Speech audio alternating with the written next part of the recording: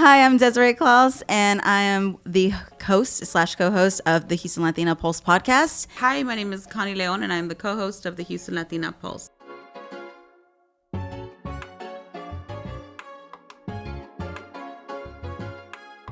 Just using our voices and also the statistics, the numbers out there. So the numbers are low for Latina podcasts. We're highly underrepresented. That was one of the reasons I wanted to make sure that we added to that number because, yes, there are people might think, oh, there's a lot, but it's still not enough. So that's one of the reasons. And then me personally, I just love using my voice for anything that I can do.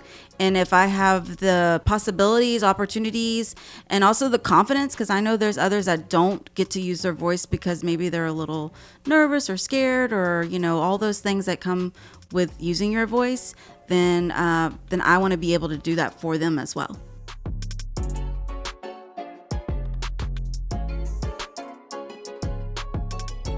What inspired me was Desiree. She definitely has taken a lot of initiative in different things that we work on together. And so I fully trust her projects and anything that she's working on. So when she asked me to co-host this, it totally made sense. And because I know it's her and that she's doing a great job at everything, I definitely wanted to join her. I think that one of my biggest things is to build community and to build a safe space for others.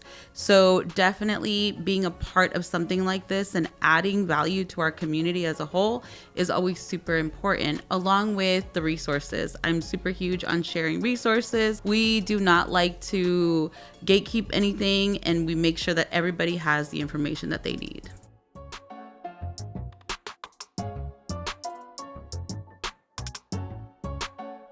Yeah, that's a great question. So we really want to feature those people that are making big strides in the communities, whether they're Latino or not, and people that are also wanting to add value to our community. How are they helping our community? How are they also reaching out to our community to bring that awareness or value as well? And so we're looking for some heavy hitters this year because we know the first year was kind of a testing period. So we're really actually going to bring out some heavy hitters to tell people, hey, this Houston Latina Pulse is not just another podcast just on the streets per se. It's a podcast that's going to bring a lot of value, a lot of power, and a lot of community. We definitely look at those things that are already out there, that already exist, and not to try to duplicate anything. We definitely try to fill in the gaps. So if there's something that already exists and we feel like something was missing or there could have been something added to it, then we try to do that part for us and our community. But it's definitely something that we strategize on, we think about, and we talk about. We put a lot of thought into it with like real purpose and intention because we definitely know that there's a lot of information out there. And so what's really going to help people and what's really going to bring those people closer to their goals or whatever it is they want to do in the community.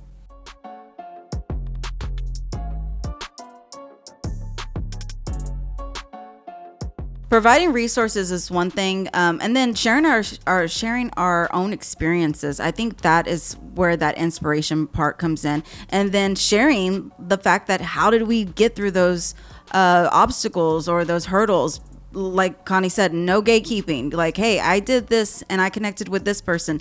How can I connect you with that person? That's a balance that I think a lot of people don't realize that is necessary for our community, because at the end of the day, we want to see each other grow. We want to see each other build, but we can't do that without sharing our own experiences. It's more of a sense of like, hey, there's a podcast about, growing your business, and there's podcasts about also inspiring yourself, inspiring your business. We're going to try to merge those two, right? We've had our own experiences in doing both, so we definitely want to bring that to the community as well.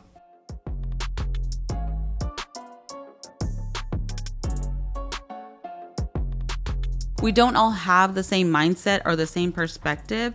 And so not everybody has that initial instinct to like motivate themselves and push themselves. And so if other people can hear your story, feel the relatability, and then feel that instant motivation or inspiration from like somebody like me, right? Who I've been through a lot, like I've had to build myself up from nothing several times.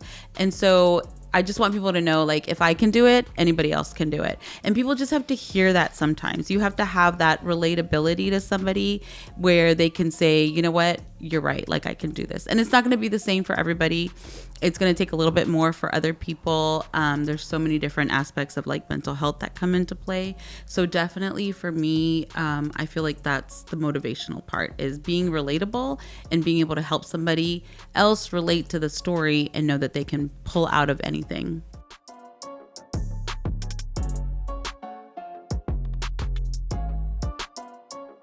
When I come to the table, I don't come to play, y'all. Like, I come to like speak up, and that's one of the things that's been really rewarding, is that people are recognizing that, and I really appreciate that.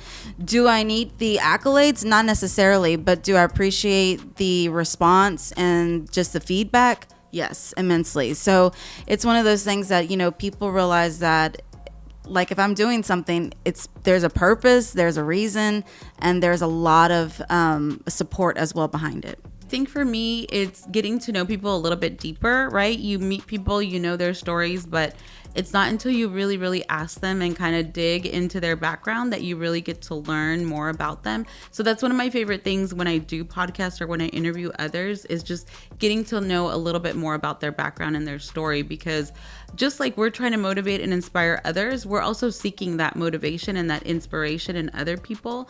And so for me, the more I learn about others, even about Desiree, getting to learn more about her during this process, it just motivates me and pushes me to do better. And I tell her all the time, like, there's a lot of things that I do only because she's behind it and helping me and pushing me through it. Otherwise, I wouldn't do it. It takes a village, right? Like everything else. Yeah. So yeah, that's my biggest lesson.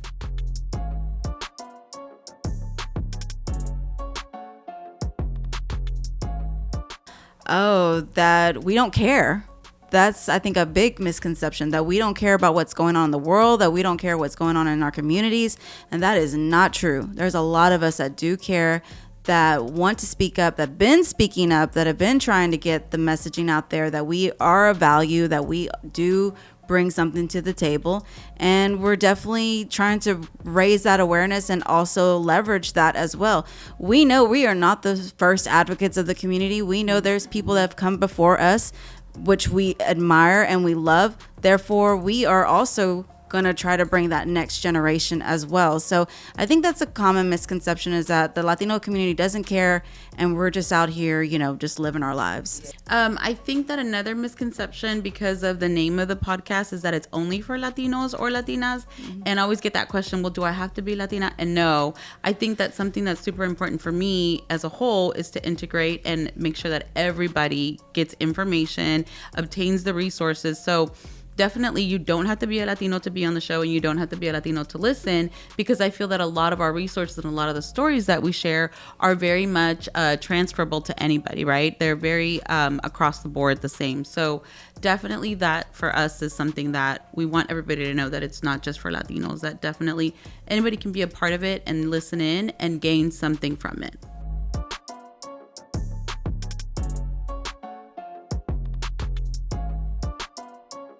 Oh, yes, immensely. I think there's actually some opportunities I've had on my other shows that I've really brought into this show, actually, because it's the part of you're communicating and connecting with so many different types of people. And then you realize, well, actually, you can do this in a different way. And this is maybe a better platform for it, or maybe this is a better opportunity for it. And so, yeah, the guests totally motivate me, totally inspire me. And sometimes I feel like, man, I'm not doing enough. Like, how can I do more? And at the end of the day, I have to realize I am only human. I am only one person. But yes, I get a lot of motivation and inspiration for future topics, future guests. And I'm always like, how can we like do this even bigger and better, right? That's the other opportunity as well. Like, how can we make it better than what we did, you know, the first season? For me, the motivation comes from listening to other people's stories. So I'm always looking or listening to people and kind of thinking, well, if they can pull through something that, you know, that bad, or somewhere where they hit rock bottom and pulled themselves out of it, then I feel the strength and kind of inspiration to do it myself or to keep going, right? Like, I always think about it. I'm like, everybody's tired, right? Like, I'm tired, but I have to keep going. And so if I can hear that kind of little bit of motivation from somebody who has done it, then I know that it's attainable for me too.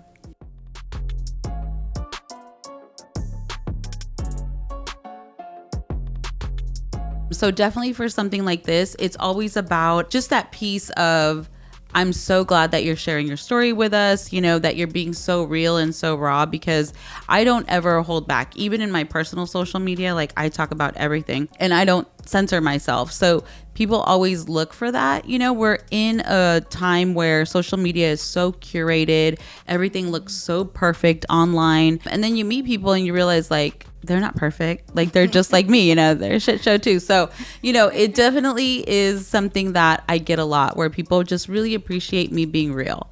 Like, I don't like brush my hair every day, or, you know, I'm not dressed up every day. So people see me in real life and I'm like, I don't ever want people to perceive me as like, she's so perfect and like, I can't be that way. No, you totally can. I mean, I think most of the feedback is that people are kind of shocked that I'm doing something new every quarter or something. It's like, well, I mean, not that I don't have ADHD, at least not that I know of, but I might.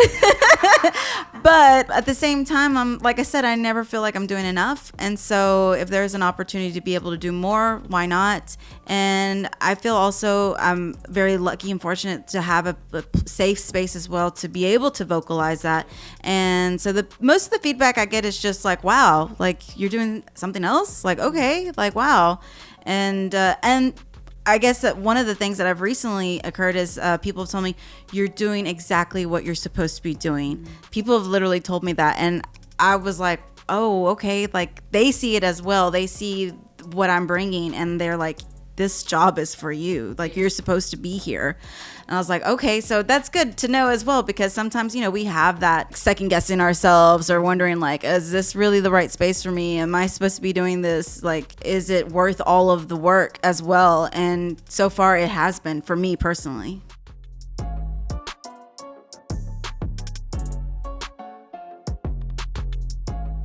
I think, you know, one of the cool things about me and Connie is that we bring different perspectives. Me personally, I'm a third generation Latina and Connie's a first gen. So there are definitely some different experiences that we both have. And there are also some similar ones as well, to relate to the fact that every Latino or Latina that comes in with their story, it's not always going to be the same. And it's not always going to fit some type of stereotype or some type of persona of what Latino immigrants are or the Latino community is. And so I really feel like, you know, being able to bring my perspective and my sense of, even though I am a third gen, I tell y'all, like, I'm going to speak up for my community like I am just like a first gen to some extent. And people do ask me if I'm a first gen. I'm like, no, I'm a third gen. And so, which I am just proud in general, just being a Latina in general, and more so now to be able to do that here in a community that is also welcoming of that. Yeah. I think for me, keeping my perspective and like our perspective open, right, to others, like you said, to feedback, to them sharing their stories, that's super important for me. Growing up as a first gen, it isn't really a big opportunity for you to be able to voice things as openly and freely. And so that's been something for me, and even like my kids, we very much allow that in a space that is going to let them just be themselves genuinely. I probably fit like a very Mexican stereotype because I am first gen, but my kids are second generation, and they tell me all the time, they're like, Mom, we are not like you. Like, we're not like our grandparents. And that's okay. Like, I want them to be okay in that space, but at the same time to embrace their traditions and their culture, which they do. Both of my kids are bilingual. You will probably like see them and think they're super Mexican. At the end of the day, they don't know half the time what we're saying to them. So yeah, like it's just very different, but being open to that is super important.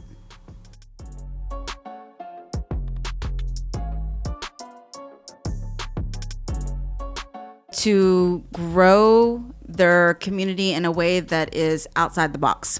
Don't always try to do the, you have to go to school, get a 9 to 5 and do all these things to be represented or to be heard to some extent. Some people think that's the only way. And so we want to also share those experiences. And those are some of the things that me and Connie have a difference in, is that Connie graduated from college and I didn't. And so we have different backgrounds as well. So being able to share that as well, to let people know you are going to have to embrace those opportunities when they come, and that they're not always going to look so black and white as well. You have to put yourself out there and be willing and open to other people saying, hey, have you tried this? Have you done this? Because at the end of the day, there weren't those people for me. They weren't those people to say, hey, have you tried to do radio or TV or anything like that? Nope. And it isn't until now, now I'm in my 40s, that people are saying, hey, have you done this? And I was like, yeah. So it's making that our community, our Latino community, to inspire them to be like, hey, you can do a lot of different things. It doesn't have to always be what your parents want you to do or what you think is the right thing to do. Yeah, I think definitely knowing that there's so many non-traditional ways, right, to do things. Again, like going back to me being first gen, I had to kind of follow that roadmap. And then I got divorced in my 30s, realizing that I didn't have to have followed that roadmap, right? I could have done the things a different way. But of course, like, things happen for a reason. And so now I just feel like, again, for my kids, teaching them that you don't necessarily have to get a college degree, to be successful. Maybe there's just a certification or something else, right, that you can do. My kids are very driven in their own way, and I don't ever want to limit them by saying you have to go to college and you have to get married and you have to give me grandkids, because that's how I grew up. And there's nothing wrong with that, because I did that, right? But definitely knowing that there are non-traditional paths to some of the similar outcomes, right? And I think it's learned a lot in like entrepreneurship. There's so many entrepreneurs that never went to college, that didn't have money, grew up with nothing, and are still super successful. And so I think that's one of the biggest lessons for myself, is just learning that while I did things traditionally, not everybody's path is the same, and we can all still be sitting on the same couch talking about the same things. Mm-hmm.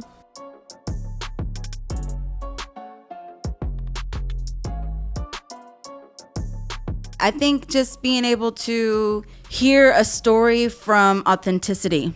Me and Connie definitely like to bring that to the table. No holds bar. Luckily for me personally, I don't really have anybody trying to tell me, hey, you can't say that.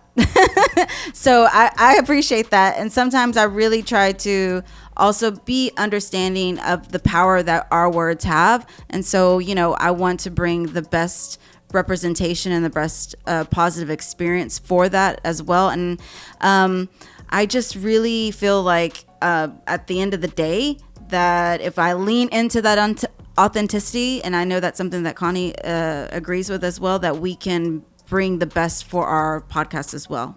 Yeah, for me, the storytelling part, I think about like when I was younger, my grandparents or my older uncles would like sit and tell us all these stories. My mom would tell us stories about my great grandparents, and I just really think about it in a very cultural and traditional sense of like, they have been telling stories for us and to us for a very long time. And so how we are now building our legacy and leaving those kind of stories behind is by doing things like this, where we can really truly document it, right? My grandparents have a lot of stories that I remember, but they didn't get to document it the way we are having that opportunity to do so, and leaving that behind for like my kids and Desiree's kids and, other generations. I think that documenting part of our stories is really important. I know a lot of people that have said, I wish I could have like recorded my grandmother telling me a story about this and that.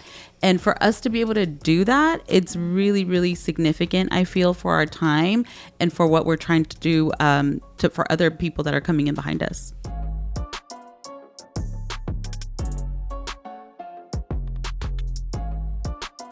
I think me personally is that people just feel sometimes entitled to certain things, and that they think that they should be on a spotlight for whatever reason. And me, I'm kind of looking for the people who are kind of under the radar.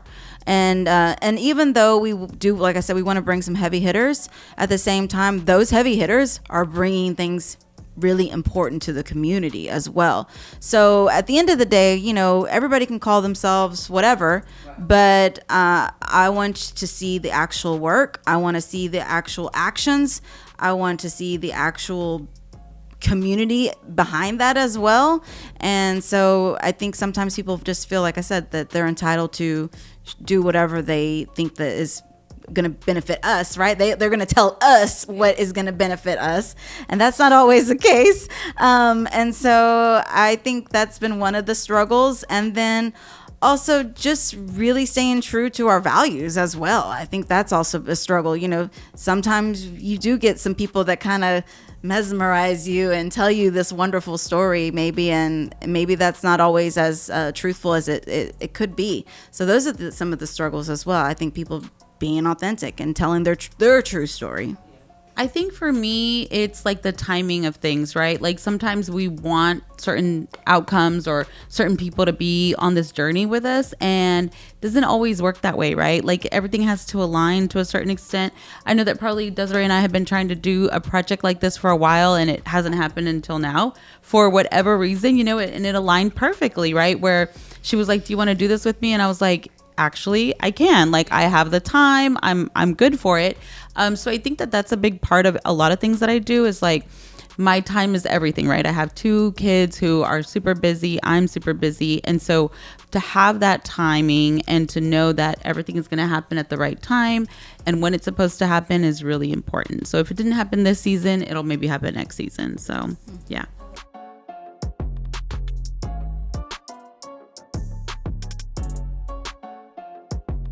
I think really sharing more of that experience side, as far as me personally, I think we brought a little bit of taste of that for the first episode. And I think we're going to bring a little bit more of that as far as that storytelling for both of our experiences, and then also bringing in those guests, like I said, that are going to leverage those stories as well. They're going to bring their side as well. And so I think that's what I'm most excited about. And also I think learning as well to co-host.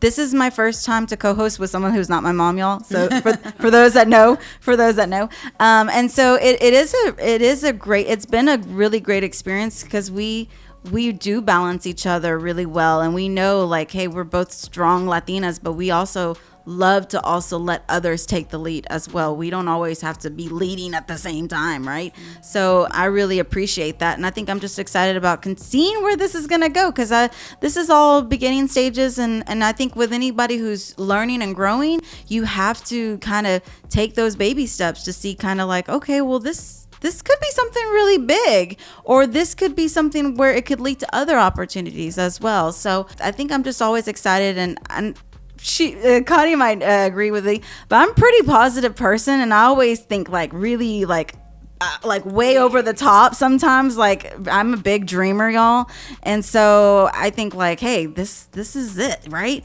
And so I feel like that opportunity as well is just being like, if you don't try and you don't do it, then you're never going to know. And that's really important for us. We're doing it, we're trying it out, and we're growing with it. I think for me, the guests, last week, or when we did our first set of promos, Desiree put something in my brain about like the type of guest that she wanted. And then I kind of set it in motion, and I was like, hey, I have 2 guests for us already confirmed. So I think that part is what I'm most excited about, is kind of bringing in a new set of guests that are a little bit bigger heavy hitters than we've already had on the show, and just kind of seeing where those opportunities can be leveraged, and not just for us but for our guests too. And sharing their perspectives and community work and resources. So I think that that's really exciting right now. Hi, I'm Desiree, co-host of Houston Latina Pulse Podcast, and check us out on all podcasting platforms.